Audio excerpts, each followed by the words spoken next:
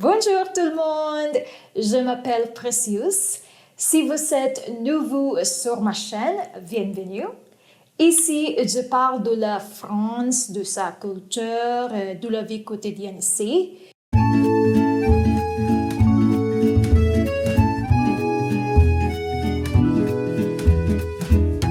Si vous voulez suivre mon parcours des Philippines aux États-Unis et maintenant en France, vous pouvez regarder mes autres vidéos. Aujourd'hui, ma vidéo est un peu différente et c'est très spécial aussi parce que normalement je parle en anglais, mais ici je vais raconter mon parcours d'apprentissage du français et mes difficultés en français. Après ça, je parlerai en anglais pour expliquer comment j'ai appris, les outils que j'ai utilisés et comment j'ai continué à apprendre malgré mon emploi du temps chargé. Si vous apprenez le français comme moi, cette vidéo est pour vous aussi.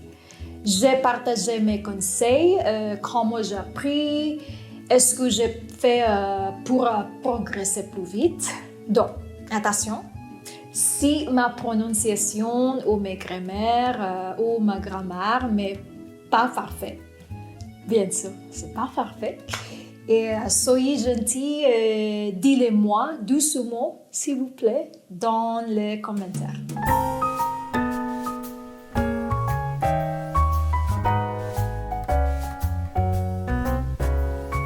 Quand j'ai déménagé de Boston en France, je ne connaissais quelques salutations, juste bonjour, au revoir, voilà. Et je ne pouvais pas tenir une conversation, même pas une phrase simple. En mars 2024, j'ai commencé à apprendre le français dans une école privée à Paris pour une course intensive de 2 mois. C'était 5 heures par jour, oui. C'était un peu dur en fait. Mais j'aime vraiment aimer parce que c'était en classe et j'ai rencontré plein d'étudiants internationaux. Mon français est passé de 0 à A2. J'ai appris le base, la grammaire, le vocabulaire et surtout parler. Mais on ne peut travailler l'écriture, donc je savais que je devais pratiquer beaucoup chez moi.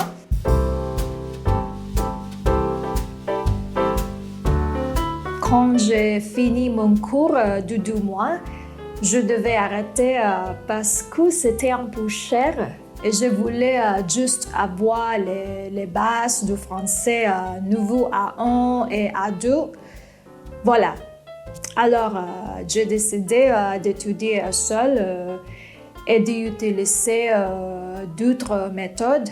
J'ai utilisé beaucoup de manuels et un dictionnaire aussi. Et j'ai le dictionnaire Berchel et la méthode Assimile. Ils sont très clairs, faciles à comprendre et je les aime beaucoup. Mais en fait, pour moi, la vraie difficulté, ce n'est pas d'apprendre. C'est utiliser le français dans la vie réelle. Parler avec les gens, aller chez le médecin ou à la préfecture. Je me souviens la première fois que je suis allée chez le médecin seule. J'étais un peu anxieuse. Je savais que mon français était limité. C'était un peu frustrant, voilà. Mais j'ai réussi à expliquer mes symptômes petit à petit. J'ai compris environ 50%, peut-être, oui, 50% de ce que le médecin disait. Mais pour moi, c'était déjà une petite victoire. C'est ça.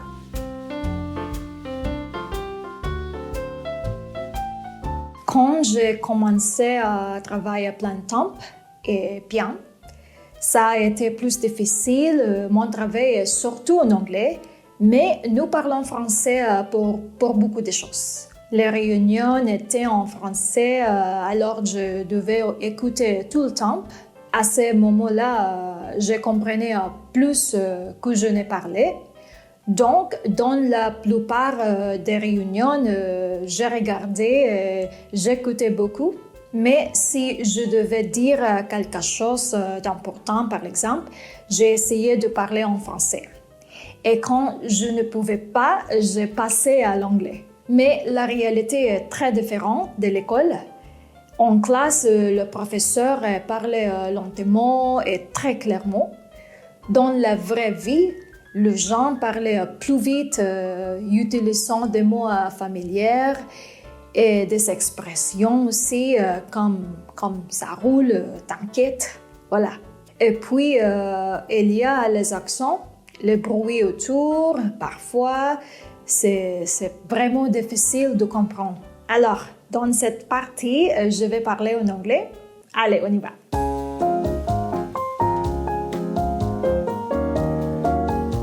So now let's switch to English, and here I want to share how I actually learned French and the tools that help me stay consistent and active in learning. So I started watching Peppa Pig, and when my comprehension improved, it got a bit boring, so I switched to Rick and Morty, which is kind of wild to watch in French.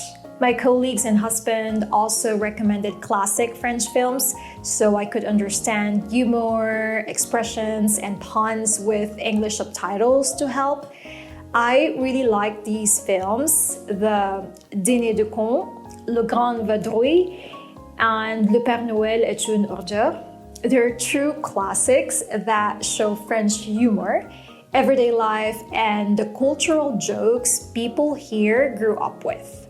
Oh, and then there's OSS 117, absolutely hilarious, but in a goofier, over-the-top James Bond style. He's more like the goofier James Bond version. I laughed a lot, even if at first I didn't quite catch every reference. So if you want to explore French culture through films, these are a great place to start.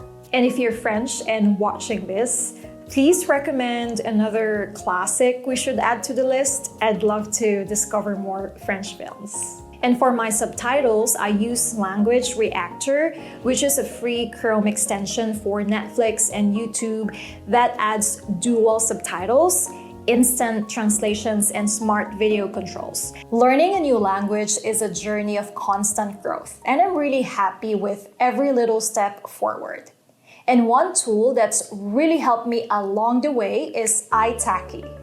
This video is sponsored by Italki, but I only recommend tools I truly find helpful and prefer to use for myself. Italki is an online language learning platform offering personalized one-on-one lessons with native-speaking teachers in over 150 languages. You can improve listening and speaking through real conversations, get real-time feedback and guidance, and immerse yourself in new languages and cultures without leaving home.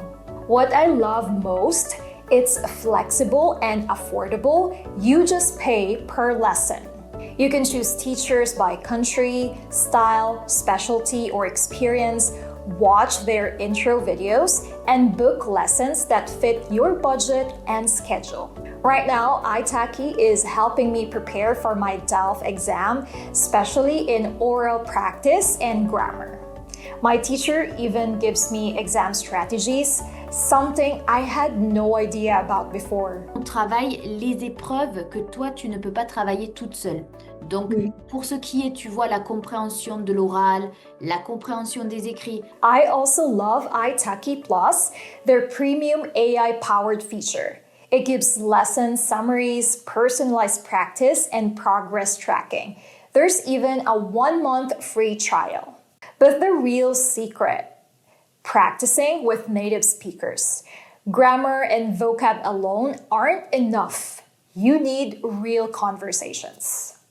Est-ce que vous pensez qu'on apprend mieux le français avec la culture? Il faut la culture. Il faut absolument la culture pour transmettre l'émotion, l'histoire. With Italki, I can practice anytime, anywhere, and it's boosted my confidence and pronunciation so much faster than studying alone.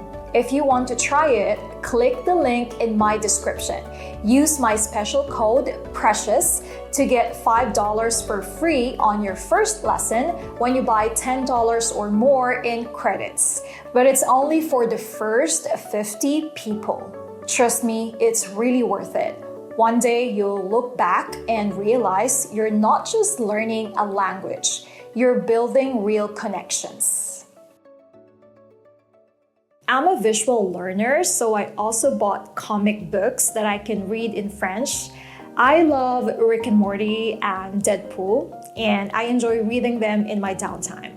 Of course, some words I didn't understand, and that's totally okay because the goal was to learn new words, verbs, and sentence structures. And because comic book lines are short, it's easier to read and absorb. Also, you don't have to buy books or comic books. You can borrow them from your library and start with children's books, magazines, or anything that sparks your interest. The key here is to enjoy learning so you don't get bored.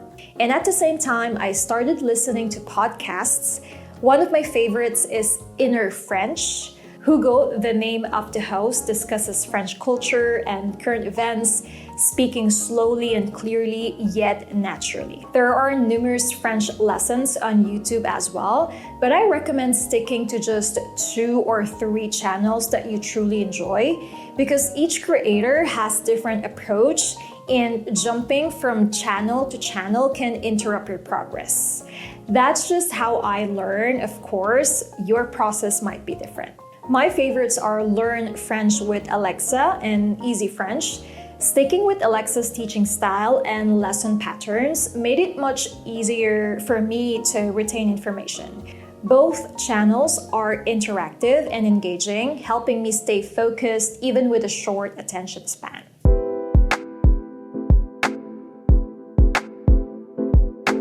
So let's flash back a bit. I had just finished an intensive French course and spent months studying on my own. So I thought, okay, I can at least speak a little French. I could at least talk to someone. I wasn't fully confident, but I was excited to try. And that's good, right? I had the urge, even though my confidence wasn't quite there yet. And when you're learning a new language, you know that feeling that before you speak, your brain translates every word, it analyzes every sentence, and that just was me. Yeah, it was me. I was doing that, and before I knew it, I was at my first Christmas dinner with my husband's family in Brittany, over-analyzing every word in my head while everyone was laughing, eating, making jokes, and chatting around. I could understand a little, but I couldn't just join the conversation. I wanted to compliment my mother-in-law's cooking. I wanted to talk to his cousins. I wanted to talk to everyone, but the words wouldn't come out. And my poor husband had to translate everything, and it was so sad because his family was so excited to meet me, to talk to me, but connecting felt almost impossible back then.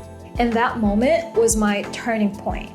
I realized that learning French wasn't enough. I had to speak it, even if it's very all over the place. So 2 years later, when we visit, I still speak like a 5-year-old, and that's perfectly fine.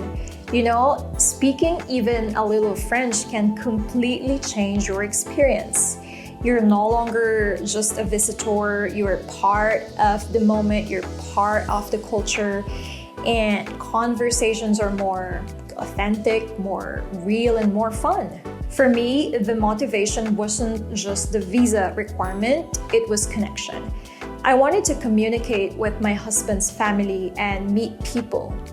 So my advice, find your own powerful why when it's something you truly care about, like connecting with loved ones or experiencing a new culture. Learning a language stops feeling like a chore.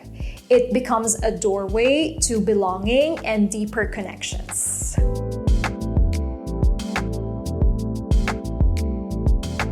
So before we finish, I want to show you how I spoke a year ago at the very beginning. Salut, je m'appelle Precious.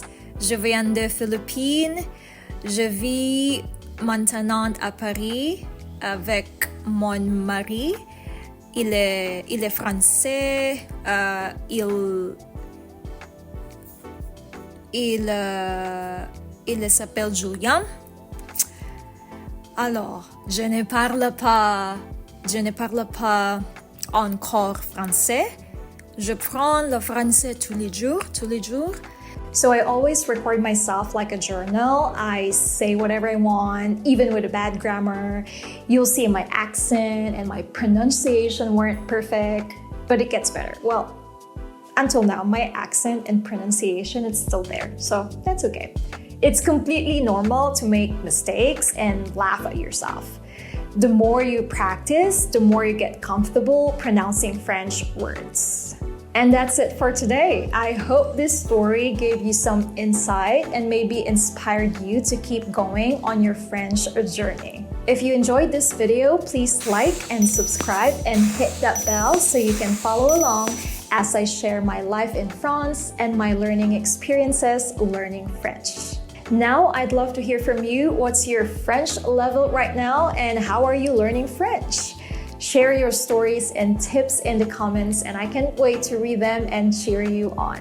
Remember, learning a new language isn't just about memorizing words. It's about connecting, growing, and discovering new parts of yourself. Keep going and little by little, you'll get there. Thank you so much for watching and a bientôt. See you soon. Bye.